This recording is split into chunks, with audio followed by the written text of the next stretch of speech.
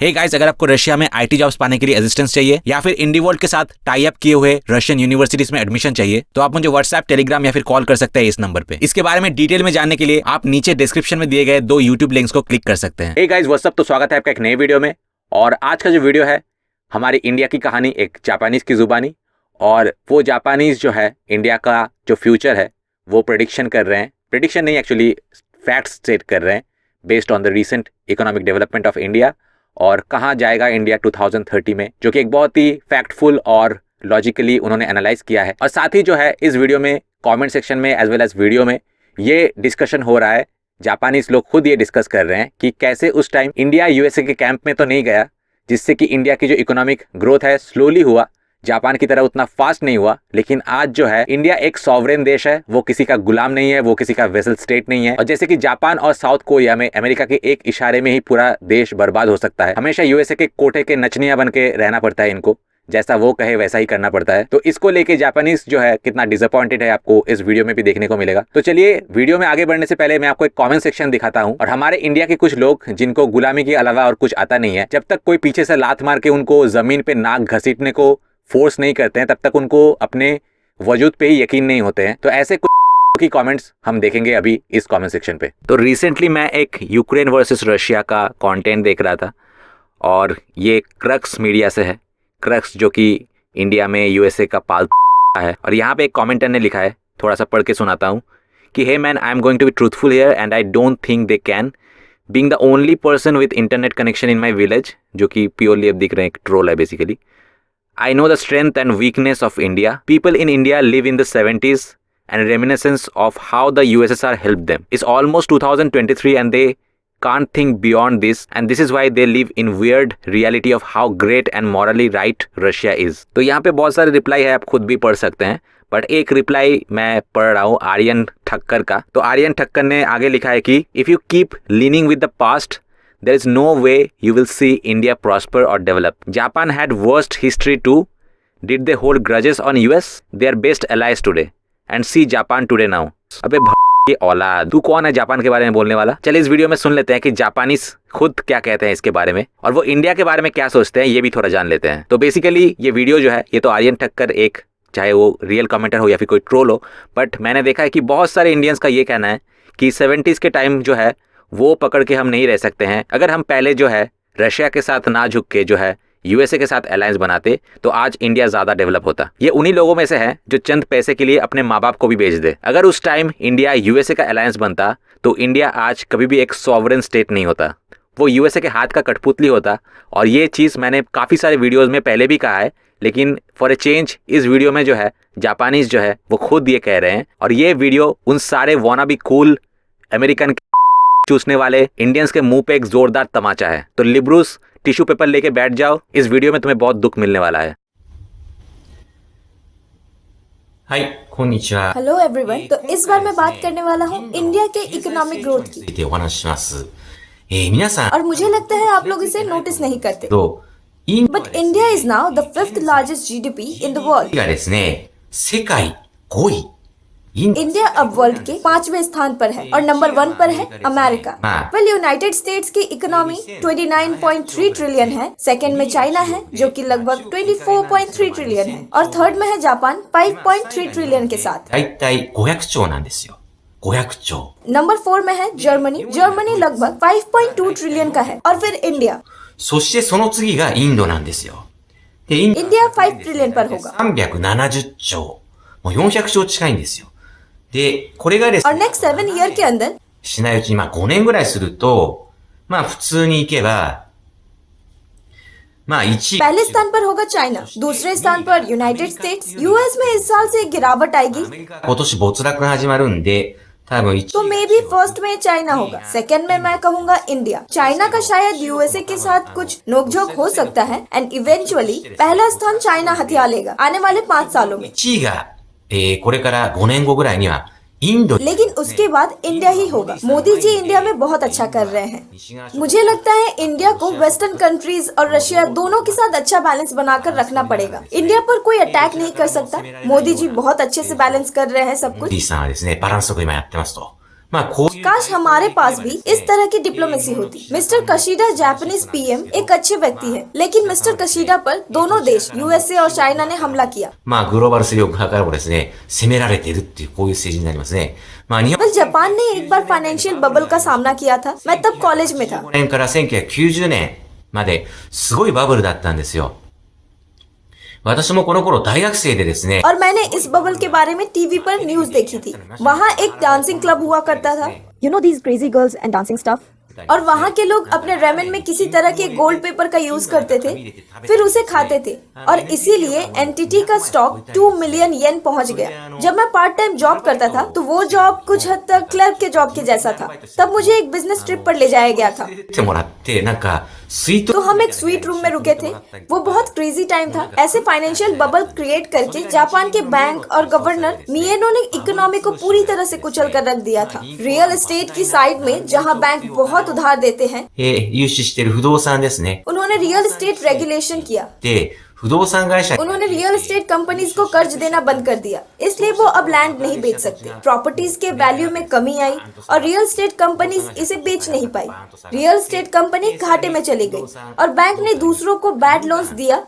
優勝していた銀行が、みんな不動産会社が潰れて、それが不良債権化して、そしてそう、 और फिर 5 साल के भीतर जापान में बबल बर्स्ट हुआ, क्योंकि प्रोडक्ट्स अब जापान में बिक ही नहीं रहे थे। तो जापान में मुझे चिंता थी कि बैड लोन की वजह से बैंक्स को बैंकरप्ट हो जाएंगे। 入って銀行がみんな潰れちゃうんじゃないかっていう風になりましたと。で、जापान का पतन शुरू हो गया और फिर 30 साल का अंधेरा, और हम अभी भी अपने 40वें वर्ष में हैं।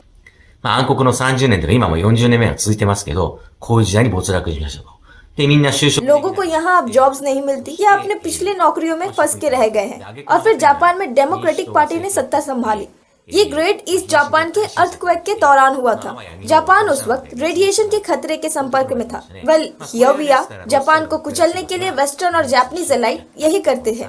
1990 के दशक में कोइजुमी गवर्नमेंट ने जापान के डाक सर्विस को प्राइवेट कर दिया था। जापान की सारी पोस्टल सेविंग्स यूनाइटेड स्टेट्स में चली गई। 貯金ですね、大切な郵便貯金が持ってかれてしまったりですね。 जापान की इकोनॉमी एक पठार पर पहुंच गई और टैलेंटेड लोगों को रिक्रूट करना अब पॉसिबल नहीं। जापान अब टेक्नोलॉजी डेवलपमेंट पर पैसे खर्च नहीं कर सकता। जापान अब अत्याधुनिक टेक्नोलॉजी का प्रोड्यूस नहीं कर सकता है। तब से लगभग 30 साल बीत चुके हैं और यहाँ सब कुछ वैसा का वैसा ही है, कुछ नहीं बदला। इस बीच में 僕が、चाइना बहुत डेवलप हो गया है। अब चाइना एक बिग कंट्री है। 僕がですね、こんな大国に2000年以後なってきたのとは、どう इसी तरह इंडिया भी है। ये भी अब एक बड़ा देश है। ये दुनिया में अब 5वें स्थान पर है। 5位、30 साल पहले इंडिया की जीडीपी 226 बिलियन थी, जो अब 2918 बिलियन टू 400 ट्रिलियन है, जो अब 5 ट्रिलियन के आसपास है। और इंडिया अगले कुछ वर्षों में जापान की जीडीपी से आगे निकल जाएगा। इकोनॉमिकली इंडिया एक वंडरफुल देश है। लोग सोचते हैं कि इंडिया एक बहुत गरीब देश है, ところがあって、そこになんかインド人がいっぱい住んでるみたいな、悲惨ななんかこう、イメージ लेकिन उनके पास अब मॉडर्न बिल्डिंग्स है। ものが立ち上がって、まあ、 मैं विंडो से इसे देख सकता हूँ क्योंकि मैं यहाँ इंडिया में रह रहा हूँ। ये सिंगापुर के जैसा ही है। वेल, ये सुंदर है। यहाँ बहुत हरियाली है, यहाँ बहुत सारी ऊंची ऊंची बिल्डिंग्स है। वे बहुत तरक्की कर रहे हैं। マンションがたくさん建ってますと。で、まあ、いろんなものもインフレしてますね。で、まあ、この5年ぐらいなかった2000ルピーですね、これ2000 1000 के नोट को बंद करके 2000 के नोट को बनाया गया। ルピーを廃止して、2000ルピーってのが出てきましたと。まあ、これも、 यहाँ इंडिया में काफी सारे माफियाज थे जिनके पास 1000 के नोट थे। なんか闇の勢力みたいな、インド国内にマフィアみたいにいっぱいあったんで、いきなり उन्हें खत्म करने के लिए मोदी जी ने 1000 के नोट को बंद करवाया और 2000 का नोट बनवाया। प्राइम मिनिस्टर मोदी के पॉलिटिकल ओपोनेंट्स के पास बहुत से ब्लैक मनी थे। उन्होंने उन सबको मसल दिया। 潰したって話になりますね。あと、 मुझे नहीं लगता कि यहाँ 200 का नोट होगा। 昔は200ルピーも。で、500ルピーも、まあ私、 मेरे पास ये सारे नोट नहीं थे जब मैं इंडिया आया था, लेकिन अब है। तो और भी बहुत नए नए चीजें इंडिया में हो रही है। ってのはわかりますね。はい。 लेकिन इंडिया में जैसे जैसे आईटी डेवलप हो रहे हैं, हाई इनकम करने वालों की संख्या तेजी से बढ़ रही है। 所得数はどんどん増えてんですよ。まあインドは IT が発達してるんで、これを बहुत सारे इंजीनियर्स ने पेटीएम, अपग्रेड जैसी बहुत सी कंपनीज बनाई। 会社作ったりだと Uber Eats とかいろんな会社作ってですね、ものすごい इंडिया में बहुत से अमीर लोग रहते हैं। お金を儲けてる人がですね、どんどん今増えて、こういう वो आसानी से ऐसे स्वेटर्स खरीद सकते हैं जैसी मैंने पहनी है। जापान में भी जॉर्जियो अरमानी के कपड़े हैं जिसकी कीमत लगभग 2 लाख येन है। アルマーニのカーディガンなんか20万とか、ジョルジオの、ジャンパーが50万とか、コートが एक जॉर्जियो अरमानी की कोट की कीमत 10,00,000 येन से भी अधिक है। बहुत सी फॉरेन कंपनीज ने जैसे स्टारबक्स और जारा इंडिया में एंटर कर चुकी है। एक इंडियन के लिए एक फॉरेन प्रोडक्ट जैसे जॉर्जियो अरमानी की प्राइस एक जापानीज के लिए एक लुई विटॉ के प्राइस के समान है। ジョルジオアルマーニとか、ビトンとか、そういう会社の30万とか50万に当たるんですよ。ですから、 ऐसा लगता है ये 3 लाख येन का जारा का स्वेटर एक फॉरेन कंट्री से जापान आया था और एक सूट की कीमत 5 लाख येन है। तो आसानी से तो अरमानी इंडिया में जारा की तरह है।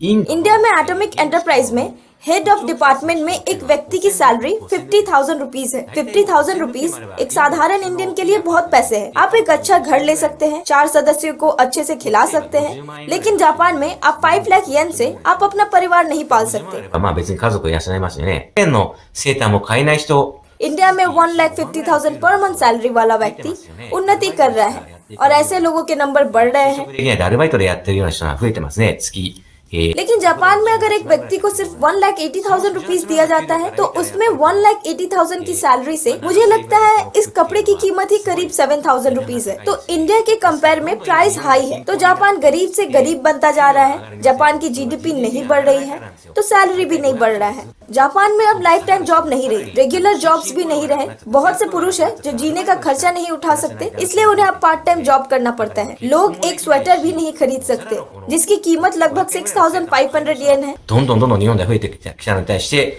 いい इसके विपरीत इंडिया में हायर इनकम्स बढ़ रही है। यहाँ कई सारे बड़े शॉपिंग मॉल्स है और कई फॉरेन एफिलिएटेड शॉप्स भी हैं। ショッピングモールの中に外資系のこんな洋服屋とか飲食店が入って、そこで यहाँ बच्चे 25,000 येन में लगभग 3 हैमबर्गर्स खाते हैं। バーガーを3つぐらい子供たちが食べて、そして वो 3 लाख येन का जारा का स्वेटर्स पहन रहे हैं। セーターを着てとか、 वो 5 लाख येन का जारा का लेदर कोट्स पहन रहे हैं। ज्यादा से ज्यादा लोग ऐसे ही रहते हैं। नाउडेज जापान में बस कुछ ही लोग हैं जो हाई इनकम अर्नर्स है। जैसा कि मैंने पहले भी बताया था कि अगर आप 20 मिलियन येन की एनुअल इनकम करते हैं तो आप अरमानी खरीद सकते हैं। 使ったりができますよね。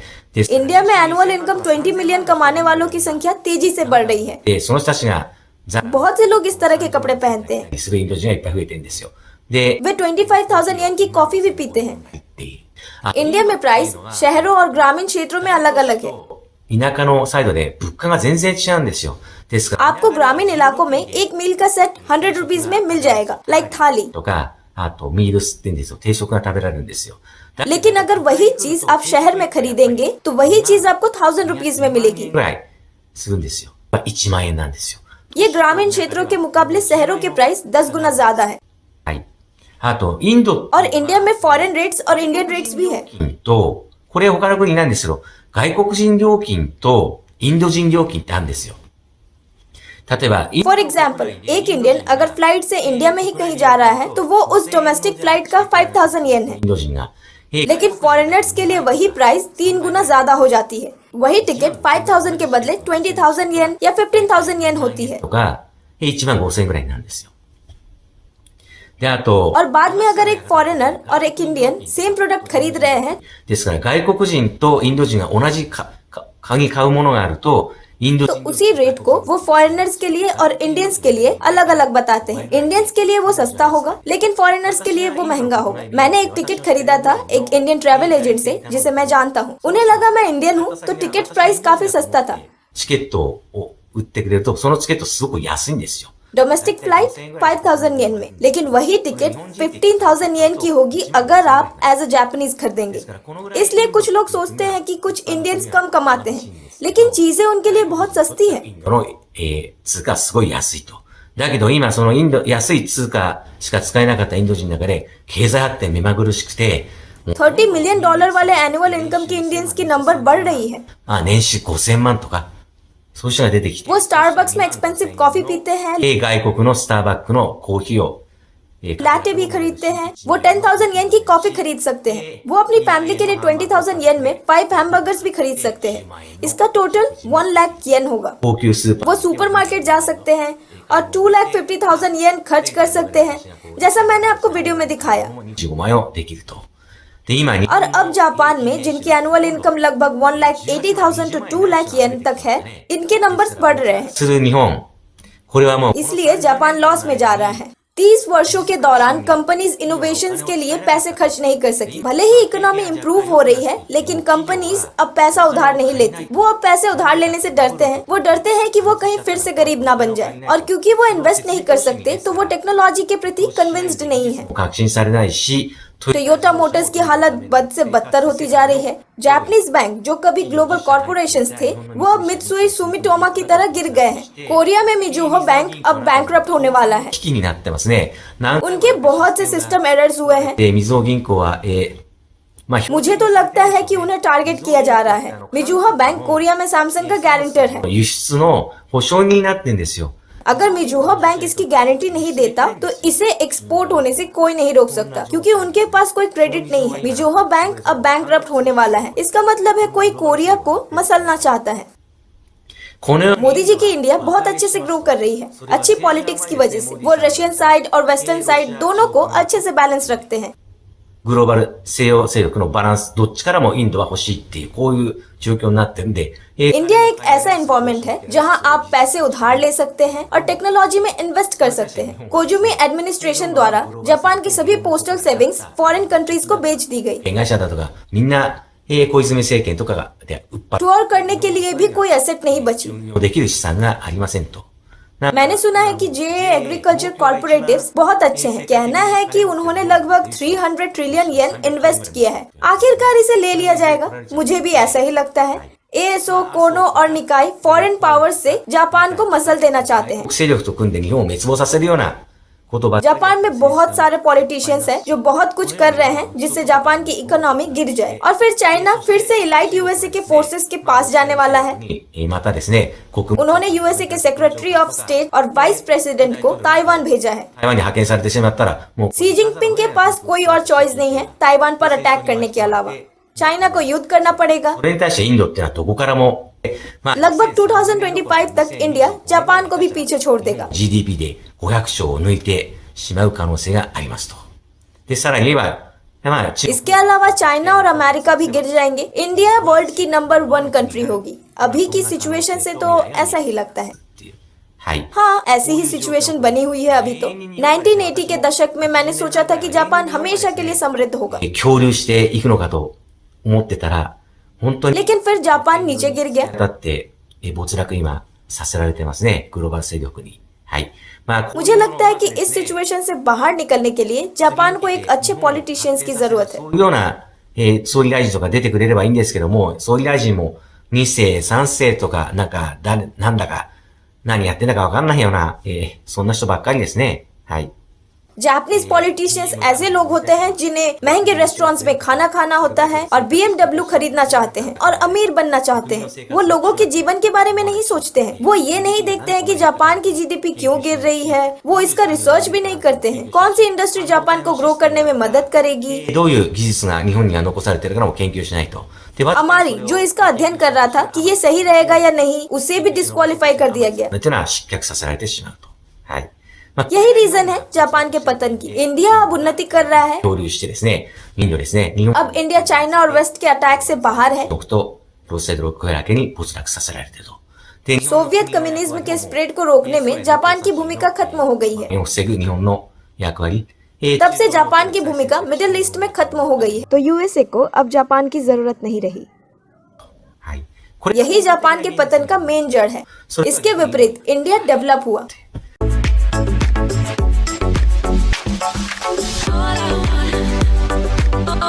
तो सबसे पहले केएफ ने कमेंट किया है कि इट्स ऑब्वियस, मुझे पहले से ही पता था, एक्चुअली 10 साल पहले से ही पता था कि ये होने वाला है। इंडिया और जापान में बहुत डिफरेंस है और ये नोटिसेबल है कि जापान इंडिया की तरह बोल्ड पॉलिसीज इंप्लीमेंट नहीं कर सकता है, जबकि इंडिया एक डेवलपिंग सिस्टम जैसा है जो कि फ्यूचर में काफी डेवलप करने वाला है। उसके बाद टोरो ने कमेंट किया है कि by the way I like the way Indian army is tackling Chinese army, क्योंकि इंडिया के पास बहुत सारे सोल्जर्स है जो कि मॉडर्नाइज भी है, तो नंबर और मॉडर्नाइजेशन दोनों ही है और इंडिया अपने लार्ज पॉपुलेशन का भरपूर फायदा उठा रहा है। उसके बाद बोरी कुसु ने कमेंट किया है कि इंडिया ने नंबर 0 को इन्वेंट किया है, इंडिया ने इंडो अरबिक न्यूमरल्स को भी इन्वेंट किया है और मॉडर्न डेसिमल सिस्टम भी जो है उसका भी इन्वेंशन इंडिया में ही हुआ है। उसके बाद 17 ताकू ने कमेंट किया है कि मैं जिस डिपार्टमेंट में काम करता था वहां पे मेरे 3 इंडियन कॉलीग्स थे, तीनों के तीनों were outstandingly smart. In addition to that मैं पूरी तरीके से कन्विंस्ड हूँ कि आने वाले टाइम पे इंडिया एक इकोनॉमिक सुपर पावर बनेगा, क्योंकि इंडिया के जो वर्किंग पॉपुलेशन है वो बहुत ज्यादा एंथुसियास्टिक है and has a strong inquisitive mind, जो कि जापानीज वर्कर्स से ज्यादा क्यूरियोसिटी और एंथुसियाज्म इंडियन वर्कर्स में है। हालांकि मुझे लगता है कि ये जो है इंडियन, बेसिकली मैंने देखा है कि इंडियन जहाँ पे जिस एटमॉस्फेयर पे जाते हैं वहां पे उसी टाइप का, मतलब सराउंडिंग्स जैसा होता है उसी टाइप से सिर्फ खुद को ढालते ही नहीं है, बट वहाँ के जो एक्सपर्ट है, वहाँ के जो सिस्टम, एग्जिस्टिंग सिस्टम है, वहाँ के एक्सपर्ट बन जाते हैं। खास करके इंडियंस जो कि बाहर जाते हैं तो वो बाहर जाके बहुत कम्पिटिटिव हो जाते हैं, बट इंडिया में रह के कुछ आई विश सारे इंडियन वर्कर्स भी जो है ऐसे ही एंथुसियास्टिक और क्यूरियोसिटी, इंक्विजिटिव वाली माइंड रखे जो है इंडिया में भी काम करे। उसके बाद MRN डेल ने लिखा है कि I hope that Japanese who can only cling to the glories of the past should learn from India. तो जी हाँ, ये एक बहुत बड़ा प्रॉब्लम है, क्योंकि जो पास्ट में हुआ है उसको अप्रिशिएट जरूर करना चाहिए और उससे हमें बहुत कुछ सीखना चाहिए, बट हम उसी को पकड़ के सारी जिंदगी नहीं बिता सकते हैं। एक क्लासिक एग्जाम्पल है कोलकाता। मैंने यहाँ पे नोटिस किया क्योंकि मैं कोलकाता के ही सिटीजन हूँ, और मैंने यहाँ पे देखा है कि यहाँ पे जो रविंद्रनाथ टैगोर, अमर्त्य सेन, मतलब बहुत सारे ऐसे फेस्टिवल्स होते हैं जहाँ पे उनका ही जो वर्क है उनको अप्रिशिएट किया जाता है और उन्हीं को बेसिकली दोहराया जाता है, जो कि अच्छी बात है, ठीक है। बट 50-60% फेस्टिवल्स ऐसा हो, बट 40% फेस्टिवल्स ऐसा भी होना चाहिए जो कि नए टैलेंट्स को अप्रिशिएट करे। नए दौर के जो लिटरेरी वर्क्स है उसको कैसे अप्रिशिएट किया जाए और उसको कैसे इंप्रूव किया जाए, वहां पे फोकस ही नहीं किया। रविंद्रनाथ ठाकुर, सत्यजीत रे वहीं पे अटक के रह गए। उसके बाद जो नए टैलेंट्स को इंप्रूव और अप्रिशिएट करना था वो हुआ ही नहीं, जिससे कि आगे कुछ इंपॉर्टेंट या फिर अच्छे वर्क्स आए ही नहीं, चाहे वो लिटरेरी वर्क्स हो या फिर फिल्म्स हो। बहुत ही रेयर है, क्योंकि पास्ट ग्लोरी में ही अटक के रह गए लोग। और अगर मैं यहीं पे कंपैरिजन करूं कि साउथ इंडियन मूवीज का, तो साउथ इंडियन मूवीज मैं तब से देख रहा हूं जबकि वो ट्रेंड में भी नहीं था और लोगों को, नॉर्थ के लोगों को ज़्यादातर पता भी नहीं था साउथ इंडियन मूवीज़ के बारे में, क्योंकि तब जो है हिंदी में डब ही नहीं होते थे। बट मैं क्योंकि रशियन जानता था और रशियन में हर एक इंडियन मूवीज़ जो है वो डब होता है, तो 2011 से ही जो है मैं साउथ की मूवीज़ देख रहा हूँ। और पहला मूवी जो कि मैंने देखा था वो नागा चैतन्य की 100% लव था, and I was literally amazed कि कितना ट्विस्ट और टर्न था और इंडियन बैकड्रॉप पे बेस्ड था, और वो एक बॉलीवुड से बिल्कुल ही अलग एक्सपीरियंस था। तो साउथ इंडस्ट्री जो है उन्होंने बस पास्ट ग्लोरी पे ही खुद को जो है रोक के नहीं रखा, आगे नए टैलेंट्स जो है उनको अप्रिशिएट किया, तो वो ग्रो हुआ। तो यही बहुत सारे लोगों के लिए एक अच्छी सीख है कि पास्ट को अप्रिशिएट करो बट फ्यूचर को भी एक वार्म वेलकम दो। उसके बाद सेन चैनल ने लिखा है कि India has always been geographically strong. उसके बाद जेंटलन 34 ने लिखा है कि ये बहुत बड़ी बात है कि इंडिया अपने इंडियन इंस्टीट्यूट ऑफ टेक्नोलॉजी में ह्यूजली इन्वेस्ट कर रहा है। उसके बाद ओशिरो ने कमेंट किया है कि मैंने इंडिया के बारे में अच्छी तरीके से पढ़ा है and I am not surprised that Japan will soon be overtaken. उसके बाद आयाको अरिमुरा ने लिखा है कि आई हैड एन इमेज, मैं जितना जानता था कि इंडिया में जस्ट इंडियन करी जो है बहुत डिलीशियस होते हैं, पर तुम्हारे वीडियो के जरिए बहुत सारे नए फैक्ट्स अबाउट इंडिया मुझे जानने को मिला। उसके बाद वोरे पोके ने लिखा है कि looking forward to India's development, ये जानना इंटरेस्टिंग रहेगा कि India in a leading position जब रहे तो दुनिया का जो फ्यूचर है वो कैसा रहेगा। उसके बाद रीफाइन ने लिखा है कि Indian stocks continue to rise. उसके बाद केन ने लिखा है कि इसी के चलते करंट जापानीज गवर्नमेंट इंडिया पे बहुत ज्यादा फोकस कर रहे हैं। From Japanese companies point of view India is a very hopeful country. उसके बाद एल्फोर्ट ने लिखा है कि क्या जापान भी अपने आप ऑन इट्स ओन डेवलप नहीं कर सकता इंडिया की तरह without any USA help? Will there be a chance that we form a new federation, a new union with another country? तो एक बार फिर से आप देख सकते हैं जो कि चूतिए जो कि इंडिया के बोलते हैं कि हमें यूएस का एलाई बनना चाहिए था, तो ये होता है यूएसए एलाई का हाल। यूएसए चाहे वो कितनी भी तरक्की क्यों ना कर ले, यूएसए कभी नहीं चाहेगा कि वो जो है यूएसए को ओवरटेक करे। ऐसे वेसल स्टेट्स का प्रॉब्लम यही है कि यूएसए के इशारे पे चलते हैं, तो जब यूएसए चाहे ऐसे देश को बर्बाद कर सकते हैं। उसके बाद आईबी ने लिखा है कि if only the Tron project and the Japanese Indianisation plan had made sooner, तो शायद यूएसए से हटके या फिर इंडिया के साथ एक बहुत बड़ा प्लान जापान बना रहा है, बट वो अफसोस इस बात का है उनका कि ये बहुत पहले होना चाहिए था। उसके बाद तोशीयुकी ताकाहाशी ने लिखा है कि the country that made zero, a tribe that has been good at mathematics since ancient times, there are many famous scientist and entrepreneurs, American audio maker doctor Bose is also an Indian. A lot of facts in such a small comment. उसके बाद मासाटो होशी ने लिखा है कि India में Suzuki एक partner factory build कर रहा है और मैन्युफैक्चरिंग इंडस्ट्री इंडिया में हमेशा एक्टिव ही रहते हैं जापान की ही तरह, but unlike Japan is not shrinking. तो दोस्तों आज यही पे कमेंट का सिलसिला खत्म करूंगा, मिलते हैं आपसे नेक्स्ट वीडियो में। Till then good bye.